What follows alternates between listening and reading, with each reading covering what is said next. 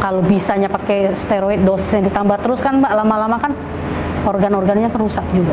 Oh, sampai separah itu ya Mbak, ya, ternyata ya mengkonsumsi itu ya.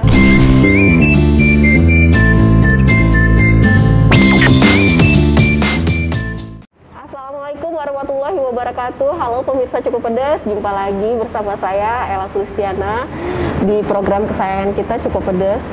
Program Cukup Pedas ini selalu menghadirkan tamu-tamu yang istimewa, memberikan informasi yang berbeda tentunya. Insya Allah juga memberikan informasi dan edukasi bagi kita semua. Nah, untuk di episode Cukup Pedas kali ini kita sudah kehadiran tamu yang sangat istimewa. Beliau adalah Ketua PBFI Perkumpulan Binaraga Fitness Indonesia Sumatera Selatan, yaitu Mbak Elisa. Halo Mbak Elisa, apa kabar Mbak? Baik. Sehat ya? Alhamdulillah, Alhamdulillah. sehat. Nah pemirsa, untuk lebih jelasnya apa yang kita ulik dengan Mbak Elisa, pantengin terus program kita di Cukup Pedas. Mbak Elisa, sebagai Ketua PBF ini ya, apa aja sih Mbak yang dilakukan di Perkumpulan Binaraga Fitness Indonesia ini? Sebenarnya di PBF ini Mbak, semangat kita nih semangat dari orang tua. Kebetulan orang tua saya udah 19 tahun berkecimpung di Binaraga sebagai ketua ya, Binaraga Sumatera Selatan. Kebetulan beliau wafat pada 2019 dan dilanjutkan dengan saya. Karena memang ya kita semangatnya untuk membangun Binaraga ini yang nggak maju-maju di Sumatera Selatan ini gitu Mbak. Jadi mudah-mudahan nanti ke depannya dengan program-program kita yang baru, mungkin dengan edukasi-edukasi yang baru, kita akan dapat melahirkan atlet fitness maupun binaraga di Sumatera Selatan. Oke, ini binaraga dan fitness ya, Mbak Elisa. Kalau Mbak Elisa sendiri atlet apa nih? Binaraga? Jangan-jangan? Enggak, saya sih hobi di binaraga, tapi saya dulu sempat mengajar juga, maksudnya ngajar kelas aerobik dan sebagainya, tapi udah lama, udah 10 tahun yang lalu. Sudah 10 tahun yang lalu ya. Oh, jadi nggak binaraga, jadi Mbak Elisa lebih ke fitness ya? Ya, semenjak kenal fitness, semenjak kenal binaraga, kayaknya saya lebih pro-nya ke binaraganya. Oh gitu. Kenapa Mbak cinta sama olahraga ini?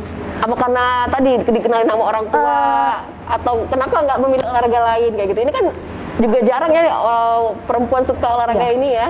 Karena memang binaraga ini unik Mbak kalau menurut saya. Unik dalam arti binaraga itu adalah binaraganya yang dibina, mereka punya spesifik otot yang bagus, dan apa ya, punya keunikan tersendiri dengan mereka, maksudnya dengan berat badan yang segitu, ototnya unik, maksudnya proporsinya bagus, simetrinya bagus. Jadi menurut saya binaraga itu bisa sebagus itu, bisa mereka pupuk jadi begitu dengan latihan. Ya menurut saya nggak sembarang orang bisa di binaraga ini itu Mbak. Nah tapi sekarang ini ada tanda kutip juga, ada penggunaan steroid dan sebagainya gitu. Kalau dulu waktu dari 2004 yang kedepannya mungkin masih sedikit lah yang pakai steroid. Memang badannya memang unik-unik, bentuk bagus, simetri. Asli ya? Iya masih alami ya. Macam-macam itu tadi ya? Karena mungkin mereka cuma hanya mengetahui ya suplemen aja, terus makanan-makanan real food. Kalau untuk kedepannya, untuk sekarang ini memang banyak yang bagus juga Mbak. Tapi kan nggak senatural yang dulu, yang lama-lama, yang lebih senior-senior. Jadi udah keburu asik dengan dunia binaraga, udah hobi di binaraga, orang tua juga di binaraga. Kebetulan adik saya juga di binaraga. Semuanya ya? Ya, om saya juga ya, almarhum juga juri di binaraga. Jadi memang udah kita semua tuh udah maksudnya apa ya? Kalau ngeliat binaraga tuh kayak yang semangatnya tuh luar biasa gitu. Tapi kesinikannya kita agak sedikit down karena memang teman-teman sekarang ya udah banyak yang pakai begitu Pak, steroid. Itu memang jadi pekerjaan rumah ya Mbak ya. Memang hobi. Kalau untuk tingkat kesulitan jadi seorang binaraga ini apa sih Mbak? Sampai kan kata Mbak Elisa tadi juga belum terlihat nih binaraga dari Palembang dan Sumsel ya Mbak ya, yang khususnya perempuan ya. Iya, tapi aku sih Mbak tingkat kerumitan dari olahraga ini. Tingkat kesulitannya cuma satu aja Mbak. Kayaknya teman-teman kita yang sekarang kurang disiplin. Dari apanya nih Mbak? Dari apa makannya? Iya, atau dari makannya, dari pola latihannya. Jadi mereka semua maunya yang instan. Ya nggak bisa dipungkiri juga bahwa binaraga ini kita harus kerja keras, harus disiplin gitu kan, karena kita juga sudah ada berpengalaman juga dengan Pak Komara, dengan orang tua juga. Kalau tanpa disiplin dan kerja keras, kayaknya semua itu nggak akan bisa. Nonsen ya? Iya, kayaknya nonsen, apalagi sekarang. Makanya mereka semua pada mau yang instan. Memang ada keunikan sedikit, maksudnya di bagian uppernya aja bagus, tapi bagian lowernya mungkin mereka kurang disiplin atau nggak mau latihan, pengennya yang instan.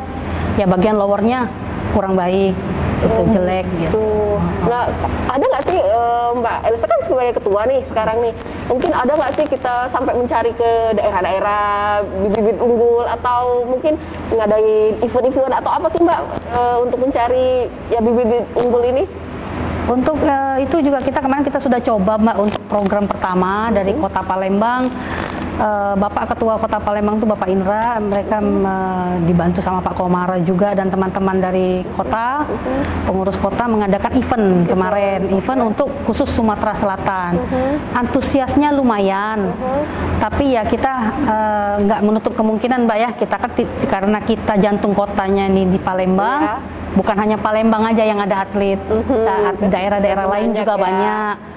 Dan kemarin juga ada beberapa daerah-daerah lain yang maksudnya sudah mau mensupport kita sebagai PBFI Sumatera Selatan. Mereka mau mengirimkan atlet-atletnya, mau mengirimkan teman-teman yang dari sana untuk di event tersebut. Nah nanti next yang kedepannya nanti Desember ini kita akan mengadakan event kejuaraan nasional Mbak, rencananya didukung sama Kadispora dan KONI Sumatera Selatan. Apa itu Mbak, binaraga atau fitness atau?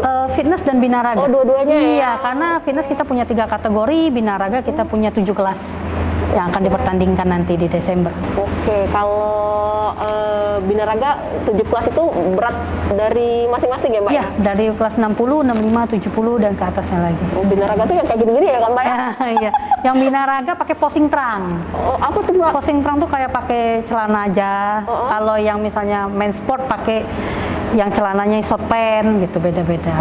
Main atletik fisik ya pakai itu bedanya iya, ya? Beda-beda di celananya aja sih Mbak. Oh, beda di celananya. Tapi kalau yang binaraga tuh emang benar-benar spesifiknya dari atas sampai ke bawah, dari upper dan lowernya kita nilai semua.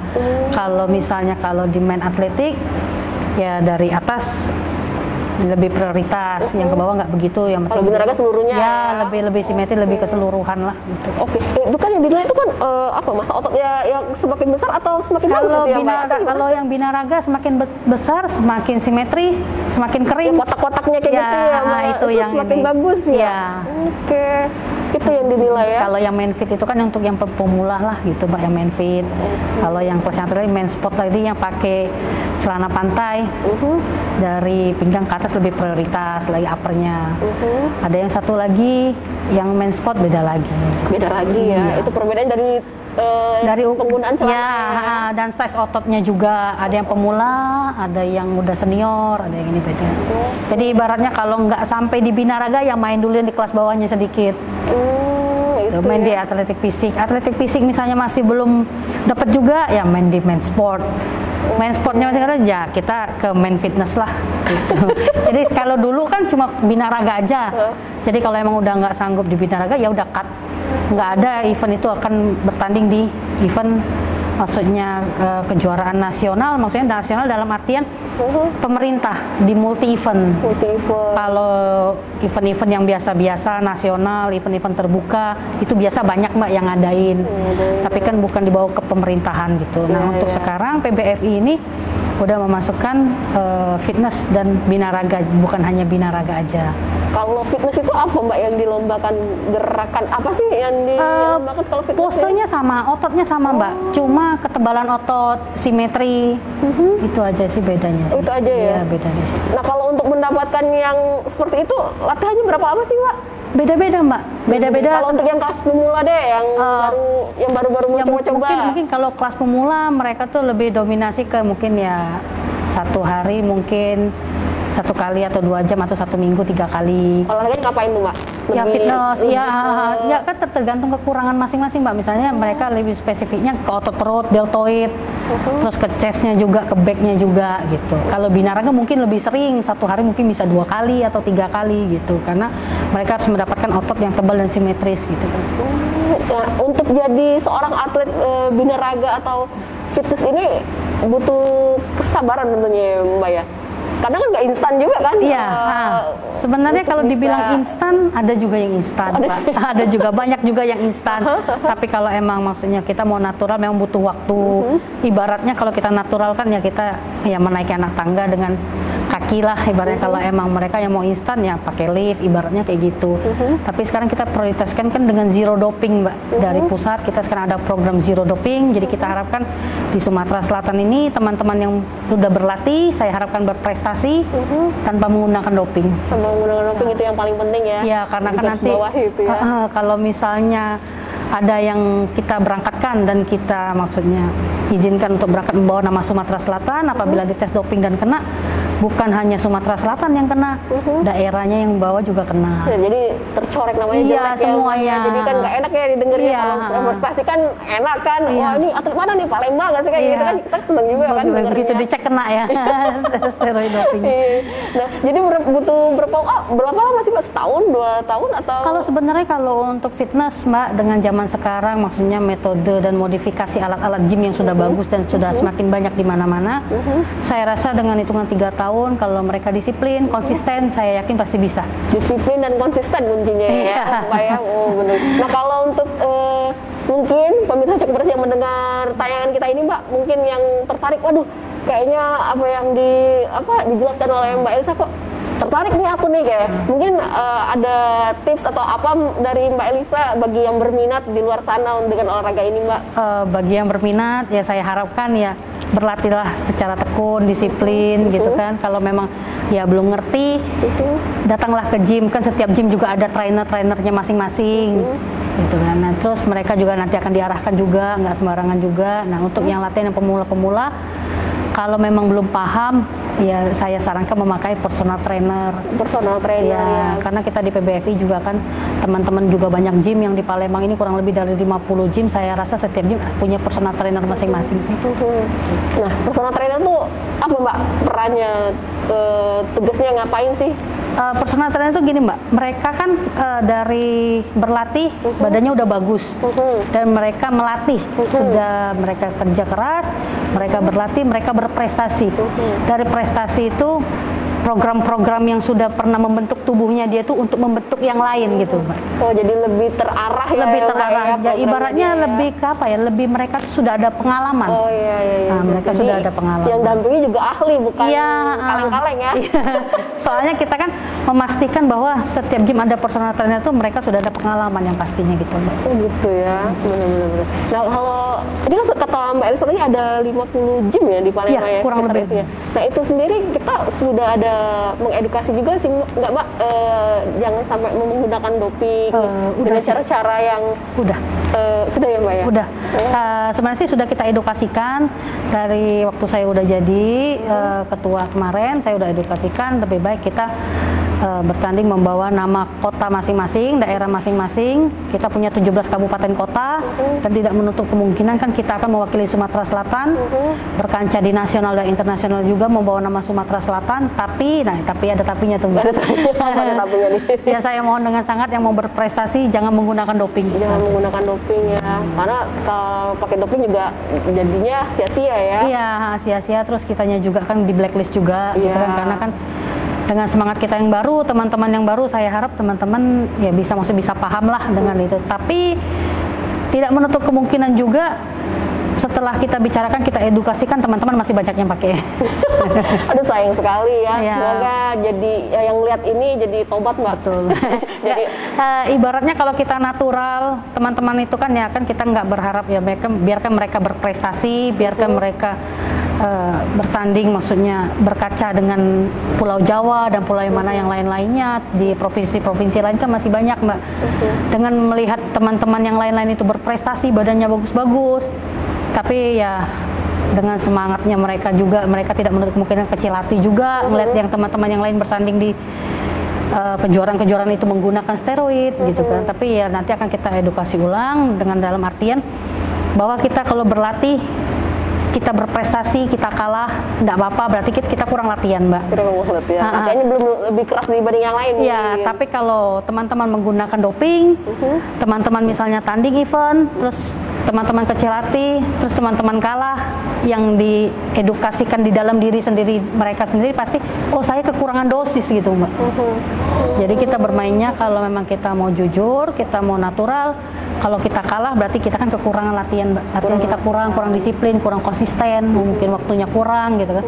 Tapi kalau kita udah memakai doping, mindsetnya tuh udah beda lagi. Kalau saya kalah berarti saya kekurangan dosis gitu Mbak. Ujung-ujung nambah lagi itu. Itu yang nggak baik ya. Iya.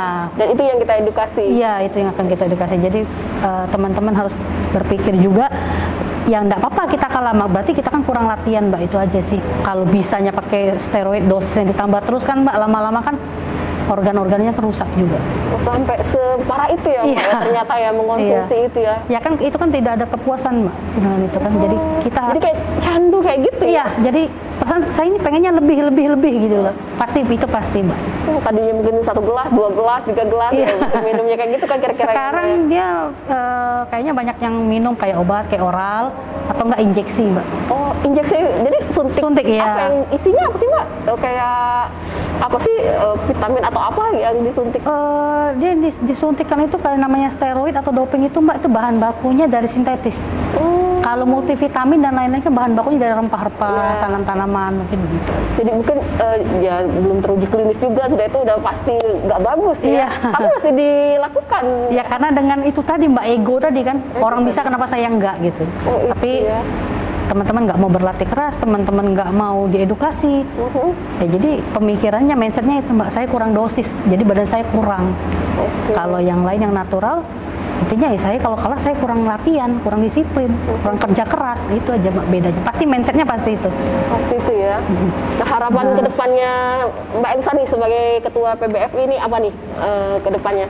Harapannya ya teman-teman, saya minta bantu PBFI Sumatera Selatan, kita kembangkan bersama, kita berlatih dan berprestasi. Semoga kedepannya nanti di Aceh Sumut, Sumatera Selatan bisa ada panggung mewakili teman-teman semua yang dengan natural. Amin. Kami doakan Mbak, semoga ada hasilnya nanti ya. Amin. Bukan PON Papua, tapi sudah ngomongin PON-nya ya Aceh Sumut. Aceh Sumut di 3 tahun berikutnya. Ya. Oke deh, semoga berhasil Mbak Elisa. Amin. Terima kasih Mbak atas informasinya. Udah kepada pemirsa Cukup Pedes. Terima kasih sekali lagi Mbak Elisa. Salam sehat selalu Mbak. Terima kasih. Oke pemirsa Cukup Pedes, tadi perbincangan kita sama Mbak Elisa tentunya menarik. Semoga juga bisa memberikan informasi kepada pemirsa Cukup Pedes. Akhir kata, Assalamualaikum warahmatullahi wabarakatuh.